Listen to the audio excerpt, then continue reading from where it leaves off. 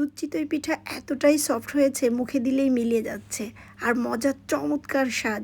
আসসালামু আলাইকুম, Roma's recipe RS থেকে আমি রোমা চলে এলাম একদম শীতের দিনে ভেজানো পিঠা নিয়ে। তো আমার এই রেসিপি ফলো করলে এরকম মজার পিঠা তৈরি করা যাবে। চলুন তাহলে চলে যাই রেসিপিতে। আমি প্রথমে শুকনো চালের গুঁড়া নিয়েছি, তার ভিতর দিয়ে দিলাম স্বাদ মতো লবণ, দিয়ে আমি এখন লবণটা যাতে সব জায়গা মিশে যায় সেভাবে আমি মাখিয়ে তারপর কুসুম গরম পানি দিয়ে অল্প অল্প করে আমি গুঁড়াগুলো মাখিয়ে দিচ্ছি।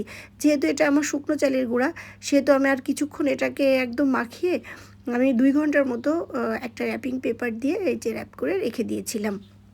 ফিরে এলাম 2 ঘন্টা পর। তো 2 ঘন্টা পর এসে দেখতেই পাচ্ছেন আমার একদম কত সফট হয়ে গেছে। চালের গুঁড়াগুলো খুব সুন্দর হয়ে গেছে। এখন আমি হাত দিয়ে বেশ কিছুক্ষণ মেখে তার ভিতরে আমি দিয়ে দিচ্ছি কুসুম গরম পানি। আমি আলাদা একটা পাত্রে পানি নিয়েছি এবং সেই গুঁড়াগুলো, মাখানো গুঁড়াগুলো আমি দিয়ে আমি একটা হ্যান্ড বিটার দিয়ে ভালো করে মিক্সড করে নিচ্ছি। চাইলে কেউ হাত দিয়েও নিতে পারেন। এই যে এরকম হবে গোলাটা, একদম ঘনও না আবার পাতলাও না। দেখতেই পাচ্ছেন আমি একদম যেভাবে তৈরি করেছি।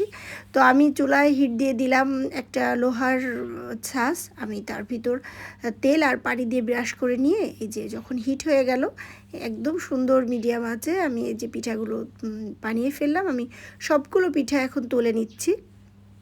দেখতেই পাচ্ছেন কি চমৎকার একদম ডাবল হয়ে গেছে পিঠাগুলো ফুলে ফুলে, মাশাআল্লাহ।